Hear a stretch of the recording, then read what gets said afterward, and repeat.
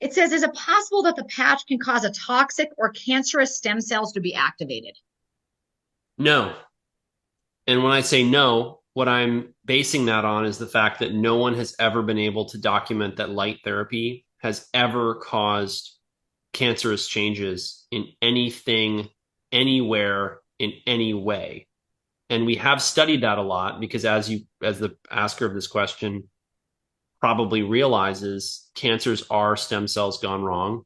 And it stands to reason, potentially, right, that if something stimulates stem cells, why wouldn't it stimulate a cancer?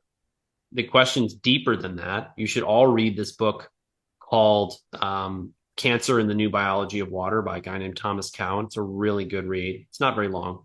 It'll help you a lot. And it'll help you help people, by the way, about why cancer is a totally misunderstood illness that has everything to do with a deficiency of light within the cell. And that's what we're fundamentally bringing back to the cell. And that's why you've never seen anyone find a convincing link between light therapy and cancer.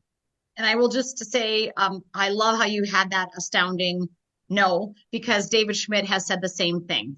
When asked that question, he said, it's just, no is the answer. And so somebody's asking, they're asking protocols for things. Now I'm going to tell you guys on here, we can't talk about disease names again. We don't, this